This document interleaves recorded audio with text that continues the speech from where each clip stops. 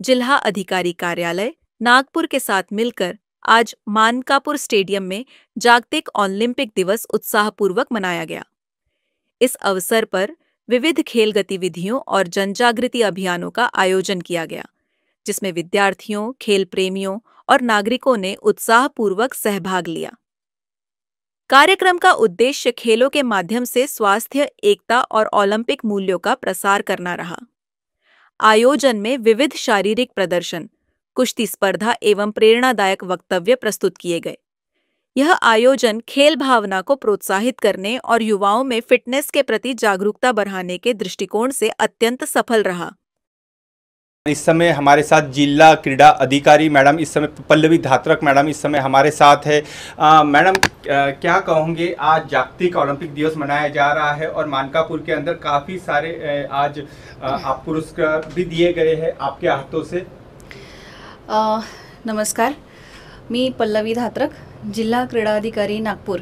सर्वप्रथम मी नागपूरच्या सर्व खेळाडू, नागरिक, क्रीडाप्रेमी यांना जागतिक ऑलिम्पिक दिवसाच्या मनापासून शुभेच्छा या ठिकाणी देते।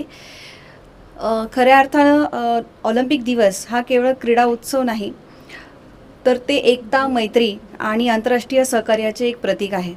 आपल्या खेळाला प्रामाणिकपणा, त्याचबरोबर कष्ट, आत्मविश्वास टिकवून ठेवून आपण ऑलिम्पिक दिवसाच्या किंवा ऑलिम्पिकच्या मूल्यांचा प्रचार प्रसार या निमित्तानं करतो आणि हाच हेतू समोर ठेवून आपण ऑलिम्पिक दिवसाचे आयोजन या दिवशी करत असतो।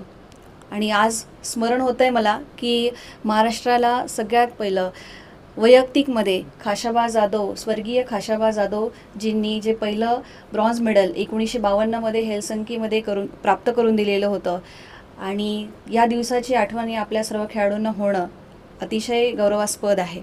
आणि त्यांच्या प्रतिमेचं पूजन, त्याचप्रमाणे ध्यानचंद यांच्या प्रतिमेचं पूजन करून या ठिकाणी नागपूर शहर कुस्तीगीर संघ आणि नागपूर ग्रामीण कुस्तीगीर संघ आणि जिल्हा क्रीडा अधिकारी कार्यालय यांच्या संयुक्त विद्यमाने आज मानकापूर विभागीय क्रीडा संकुलामध्ये आपण जागतिक ऑलिम्पिक दिवस साजरा केलेला आहे।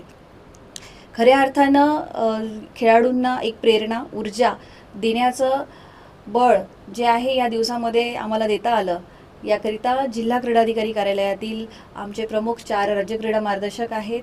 हँडबॉल, सॉफ्टबॉल, जिम्नॅस्टिक आणि व्हॉलीबॉल या सर्व जे कोचेस आहे यांच्या माध्यमातून जिल्ह्यामध्ये निशुल्क असं प्रशिक्षण केंद्र चालवलं जातं। या खेळाडूंना जे राष्ट्रीय आणि आंतरराष्ट्रीय दर्जावर गेलेले आहेत या 4 खेळांमध्ये त्या खेळाडूंचा आपण या ठिकाणी किट बॅग देऊन एक सन्मान केलेला आहे।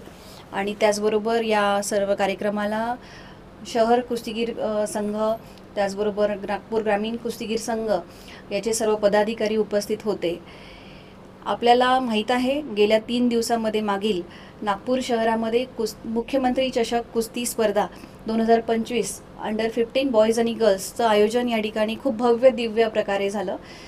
खऱ्या अर्थानं ही जी संकल्पना होती की नागपूरमध्ये प्रथमच संघटनेच्या किंवा शालेयमध्ये सुद्धा अजूनपर्यंत नॅशनल झालेलं नाही आहे, ही जी मूळ संकल्पना होती नागपूर शहर कुस्तीगीर संघाचे जे अध्यक्ष आहे माननीय आमदार श्री संदीपजी जोशी सर यांनी एक संकल्पना ठेवली आणि त्या सर्व याला केवळ 11 दिवसामध्ये मूर्तिमंत स्वरूप यांनी दिलं आणि एक भव्य दिव्य स्पर्धेचं आयोजन या ठिकाणी केलं। भारतातून आलेल्या 25 राज्यांच्या खेळाडूंना या ठिकाणी अतिशय उत्साहात त्यांचं स्वागत, त्यांच्या स्पर्धांचं आयोजन आणि अतिशय सुंदररित्या त्यांचा मान सन्मान या ठिकाणी ठेवण्यात आला। रोख पारितोषिकं देण्यात आली आणि त्याच धर्तीवरती आपल्याला शहर कुस्तीगीर संघ आणि नागपूर ग्रामीण कुस्तीगीर संघाने एक संयुक्त विद्यमाने आपण ऑलिम्पिक दिवस आज 23 जून 2025ला साजरा करूया हे जेव्हा आपण चर्चा केली तर सुंदररित्या तेही आयोजन या ठिकाणी झालेलं आहे। खेळाडूंना किटबॅग देऊन जो सन्मानित करण्यात आलं त्यांचा चेहऱ्यावरचा आनंद बघण्यासारखा होता।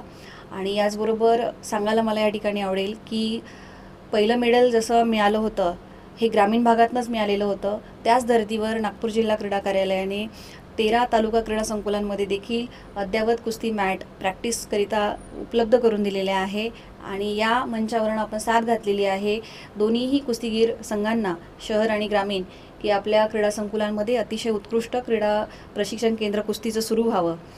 मैडम माझा एक क्वेश्चन होता कि जिस तरीके से देवेंद्र जी और गडकरी जी, इनका एक सपना था कि हमारे प्लेयर ओलंपिक में देखे जाने चाहिए, तो कहीं ना कहीं एक इनिशिएटिव उन्होंने जिस तरीके से लिया है, हमारे जो आज मानकापुर में काफ़ी बच्चों को जो ग्रामीण क्षेत्र से देखे जा सकते हैं, जिनको बहुत सारी तकलीफों का सामना करना पड़ता है, ऐसी कोई सुविधा भी नहीं मिल पाती है, तो आपके तौर पे उनको क्या सुविधा मिल पा रही हो? तुम्ही खूप सुंदर या ठिकाणी उल्लेख केलेला आहे। काही ना काही जिस तरीके से नाही म्हणता येणार, खऱ्या अर्थानं विदर्भामध्ये एक मुख्य ठिकाण म्हणजे नागपूर उपराजधानी हे बघितलं जातं आणि मला या ठिकाणी 3 वर्ष झालेले आहे नागपूर जिल्हा क्रीडाधिकारी या पदावरती। आणि मी जेव्हापासून इथे आले आहे तर नक्कीच आपले केंद्रीय मंत्री माननीय नितीनजी गडकरी साहेब यांच्या मार्गदर्शनाखाली, यांच्या संकल्पनेतनं गेल्या 7 वर्ष सलग खासदार क्रीडा महोत्सवाचं ज्या पद्धतीने आयोजन होत आहे, हे कुठल्याही आयोजनापेक्षा एक अविस्मरणीय आयोजन असतं, ज्यात खेळाडूंना भरघोस पारितोषिकं, रोख पारितोषिकं, निवास, भोजन, अगदी नाश्ता अल्पोपहारपासून त्यांची व्यवस्था आणि त्यांना देण्यात येणारं खेळाचं साहित्य, हे जेव्हा आम्ही इथे येऊन मी बघितलं तर नक्कीच त्यांचं जे सहकार्य आहे हे खूप मोलाचं आहे, मोठा सिंहाचा वाटा त्यांचा राहिलेला आहे। आणि आजही कुठल्याही खेळाडूला त्यांच्याकडनं होणारी मदत आहे तर ती निश्चित वाखाणण्याजोगी आहे। दुसरं म्हणजे आपले माननीय मुख्यमंत्री माननीय श्री देवेंद्रजी फडणवीस साहेब यांच्याबद्दल मला सगळ्यात महत्त्वाचं सांगावंसं वाटतं की ज्या पद्धतीने पश्चिम महाराष्ट्र असेल, मुंबई असेल, या विभागांमध्ये ज्या वेगाने क्रीडा प्रचार प्रसार किंवा क्रीडा सुविधा उपलब्ध झालेल्या आहे, ते कुठेतरी विदर्भातल्या खेळाडूंना, ग्रामीण भागातल्या खेळाडूंना उपलब्ध व्हावं, हा एक डोळ्यासमोर ठेवलेला दृष्टिकोन आणि त्यातनं त्यांनी जे साकारलेलं विभागीय क्रीडा संकुल मानकापूरचं एक स्पोर्ट्स हब बनवणं, ज्यामध्ये खेळाडूला त्याच्या मूलभूत प्रशिक्षणाबरोबरच त्याला अत्याधुनिक स्पोर्ट्स सायन्स सेंटरची जोड असेल किंवा कन्व्हेन्शन सेंटरच्या माध्यमातून त्याला होणारं सहकार्य असेल, ह्या सगळ्या गोष्टी डोळ्यासमोर ठेवून आज मानकापूर क्रीडा संकुलामध्ये 1-2 नाही तर केवळ 25 खेळाच्या अद्ययावत आंतरराष्ट्रीय दर्जाच्या क्रीडा सुविधा या विकसित होणार आहे।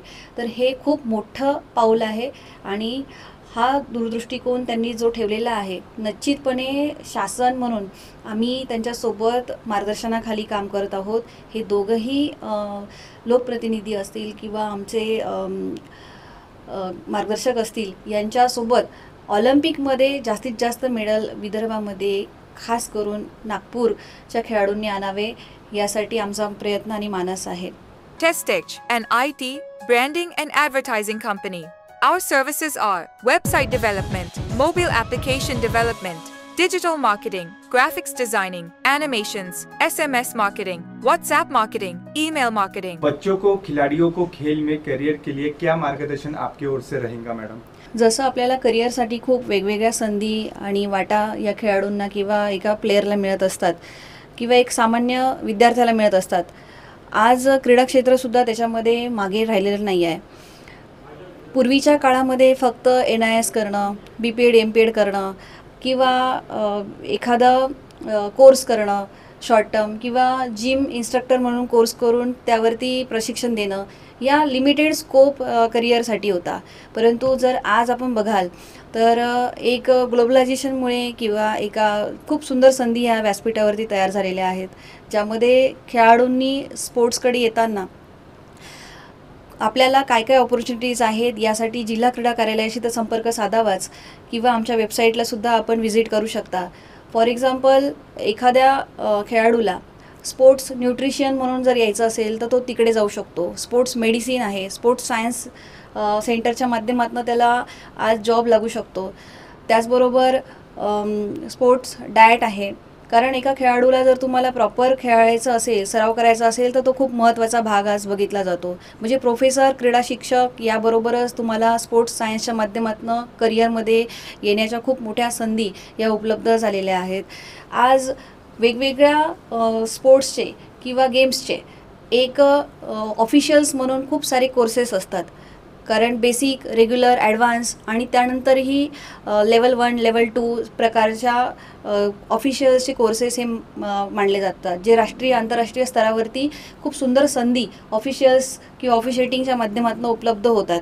हे बऱ्याच खेळाडूंना माहिती नसतं, कारण खेळाडूंना असं वाटतं की एज्युकेशन करणं सीनियर नॅशनल्स वगैरेपर्यंत झालं, आपलं एज्युकेशन झालं तर आपण एखादा शॉर्ट टर्म कोर्स करावा, BPED MPED करावं आणि स्कूलमध्ये प्रायव्हेट किंवा नशीब असेल तर अनुदानितमध्ये किंवा शासनात नोकरी द्यायला लागू शकते.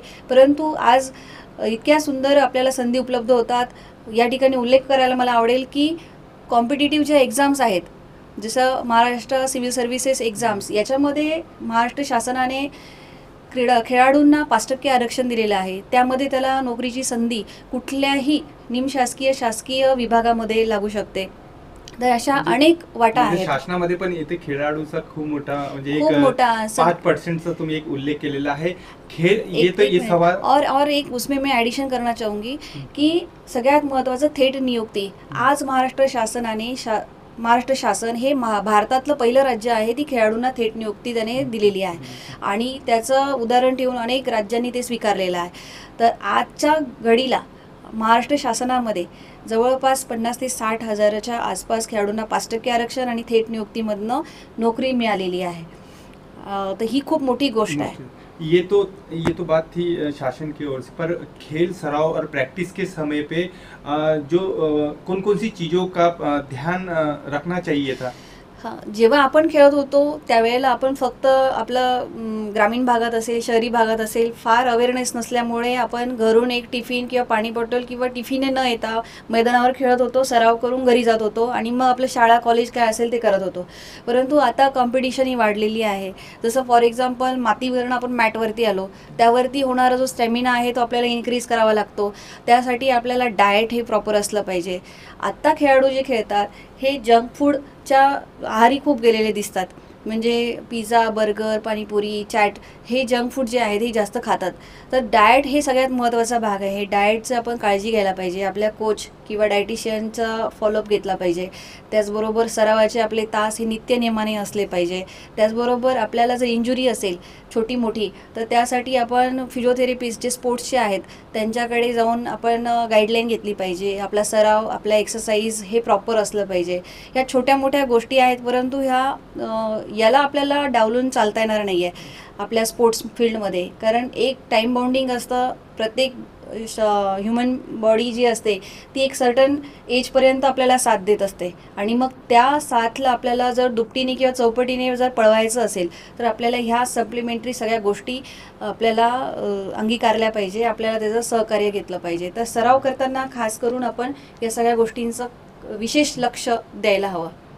धन्यवाद. ये थे हमारे साथ जिला क्रीड़ा अधिकारी नागपुर से पल्लवी धात्रक मैडम. जिस तरीके से खेलों के लिए जो प्लेयर्स लोग रहते हैं उनको किस तरीके से खाने का डाइट्स उनका होना चाहिए और शासन में किस तरीके का नौकरियों में उनको एक मदद होती है, तो खेल एक बहुत महत्वपूर्ण है.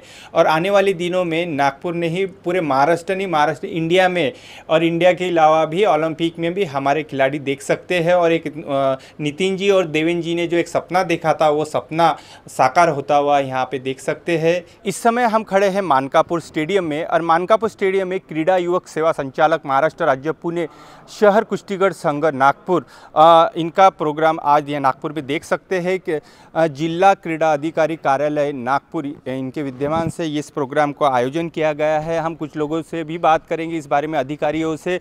और आज जागतिक ओलंपिक डे भी मनाया जा रहा है. जागतिक ओलंपिक डे के तौर पे भी काफ़ी लोगों को यहाँ पे देखा जा सकता है, क्योंकि खेल एक बहुत बड़ा लोकप्रिय माना जाता है और सभी लोग आज जागतिक ओलंपिक डे मना रहे हैं. हम इस विषय में कुछ लोगों से भी बात करेंगे. चलते हैं सीधे उनसे बात करेंगे. इस समय हमारे साथ क्रीड़ा व सांस्कृतिक अधिकारी सर पीयूष सर इस समय हमारे साथ जुड़े हैं. जिस तरीके से देखा जा सकता है जागतिक ओलंपिक डे भी मनाया जा रहा है और आज काफ़ी लोगों को यहाँ पे सम्मानित भी किया गया है. इस पे आपके 2 शब्द क्या रहेंगे? आज सभी नगरवासियों को जागतिक ओलंपिक डे की शुभकामनाएं. आज का दिन सभी खिलाड़ियों के लिए महत्वपूर्ण है. यह दिवस एक लक्ष्य है ओलंपिक में हर खिलाड़ियों का स्वप्न पूरा करने का. आज हर खिलाड़ी इस दिन के निमित्त एक संकल्प लेता है कि भविष्य में हम ओलंपिक के झंडे के नीचे अपने भारत का नेतृत्व करें। यह दिन मनाने का एक सौभाग्य ऐसा है कि हम खिलाड़ी को क्या दे सके। हम तो हमेशा उन्हें मैदान देते हैं, हम हमेशा उन्हें स्पोर्ट्स की फैसिलिटी उपलब्ध करा के देते हैं, पर इस दिन का ऐसा महत्व है कि इस दिन खिलाड़ियों को ओलंपिक का सपना देखने का मौका या उन्हें दिखाने का मौका आज रहता है। इस वजह से यह दिन मनाया जाता है।